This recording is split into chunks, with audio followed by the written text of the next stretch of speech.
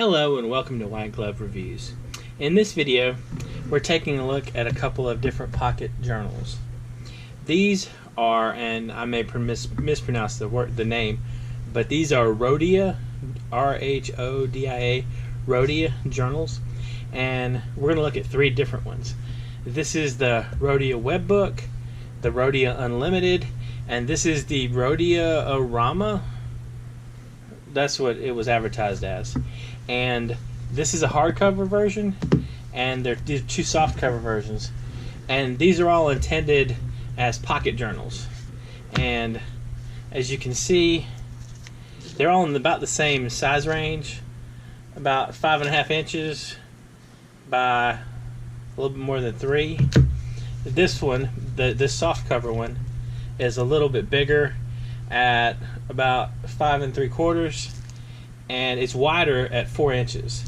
And I'm not sure about the size of this one. This feels a little wide for me. The Rhodia Unlimited is a smaller one, and this kind of has the same format as like a Field Notes or some of the other smaller notebooks. And this one is 5.5 by 3.5, which is a fairly standard size. So let's take a look at each of these, and we can compare them to some of the other ones. Now, the first one I want to look at, this is the Rhodia Webbook, and it's hardcover, and it's a pretty substantial book. It's 192 pages, and you can see from the back, it's 192 pages, and it's 3.5 by 5.5. And this particular version has, it says dot grid sheets. I'm assuming that's kind of like graph paper. Now, the interesting thing about this one is it's 90 GSM paper, and the GSM stands for grams per square meter. And what this is this is a measure of paper weight, and basically it's like how thick, how solid the paper is. And this comes into play when you're dealing with like, will pens bleed through it and that kind of thing. And also, this paper is, again, I may mispronounce it, the paper is made by Clairefontaine, and it's supposed to be really good paper if you, say, write with a fountain pen, that kind of thing. So let's open up this notebook and we'll take a look at it real quick.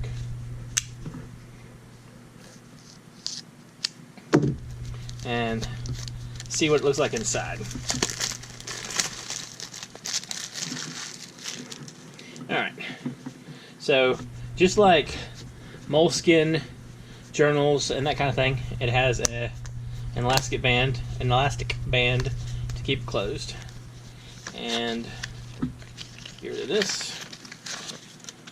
And it also has the traditional back pocket. I kind of like the way it looks. The black looks, I think the black inside looks pretty good. So let's see. Okay, it does have like dot paper, or dot, how do they list it as? Dot grid sheets. So it's not too bad. The paper feels pretty smooth. I know this might seem weird with me feeling it through my gloves, but you actually can tell a difference even with gloves. And it just feels, it feels a little smoother. So not bad. The main thing, the main issue that I see, and this is just a personal issue for me, is I carry my journals, the journal I carry, and I'm still currently carrying a moleskin journal, and this is what I currently am carrying. And as you can see, they're about the same size, about the same, footprint in your pocket. The main difference for me is the soft cover versus the hardcover. The hardcover, it just feels uncomfortable in my pocket. With it not being able to like bend a little bit and mold, because I carry it in my front pocket and I sort of slide it in my front pocket. And without it being able to mold to your leg, it just gets a little uncomfortable feeling. But the paper is supposed to be really good. So now this one is one I was really interested in taking a look at. And this one is the Rhodiarama, and again, this one has the 90 GSM paper, so it's the same as this one. Now this one is a little thinner, it's got 72 sheets versus the, I want to say 96 the last one had. Yeah, 96 sheets. So it's a little bit thinner, but you do pick up some extra paper space with this being wider. So let's take a look at this one. Take a look at the inside of it. Yeah, that's already kind of open. All right. So again, you have the rubber band closure. This is remarkably orange. Again, that's kind of interesting. I like the orange. It matches the elastic.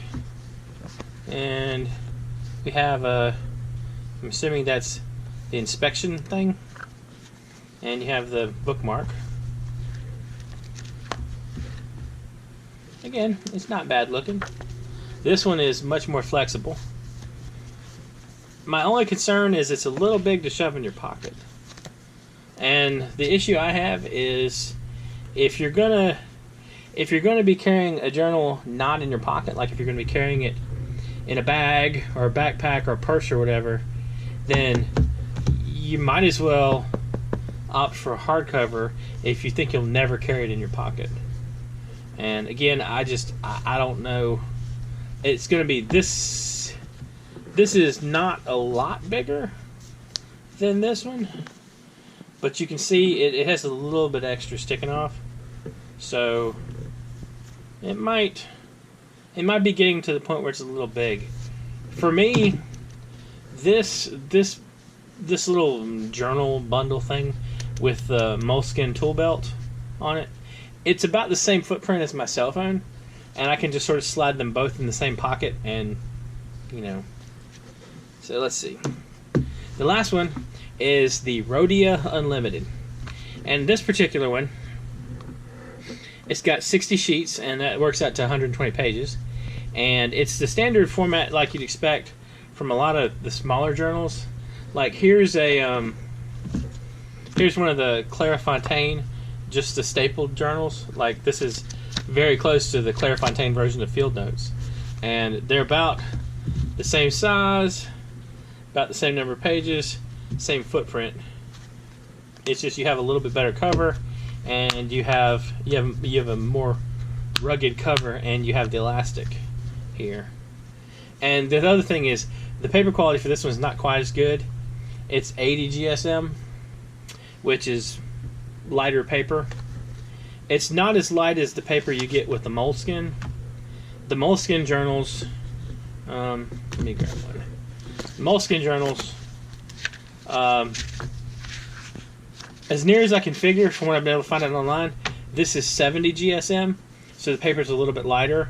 And with the moleskins, you'll tend to run into some problems if you're using fountain pens, depending upon the ink and that kind of thing. So it's an issue.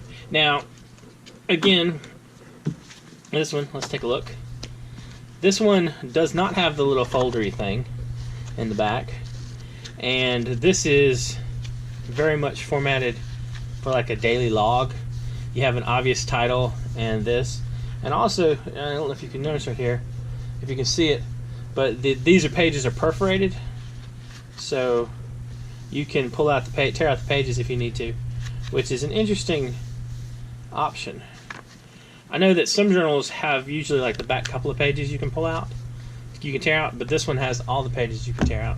And for a quick comparison, this is a, I'm probably gonna mispronounce this, a Electrum 1917, and this particular one, it also, I think this one has the perforated pages in the back.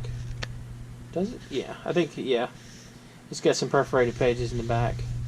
So some of the journals will have the perforated pages, like the back 8 pages or something will be perforated. And so this is another soft cover one. So if you are carrying a pocket journal like I do, and you're looking for a little bit fancier paper, like say you want to use a fountain pen for your daily writing, and you also want to use it in your journal that you carry around, these aren't bad options. The paper quality is supposed to be much better. I mean, it's heavier paper, and it's supposed to survive fountain pens a lot better. And these do give a pretty good set of options, and they're not terribly expensive as journals go. They're not completely out. I mean, they're basically priced like moleskin journals, and in this case, this one is close to a field notes, so might be worth checking out if you're looking for a journal. And one thing that I'm noticing though is it looks like the elastic is a little hard on the covers. Can you see right here?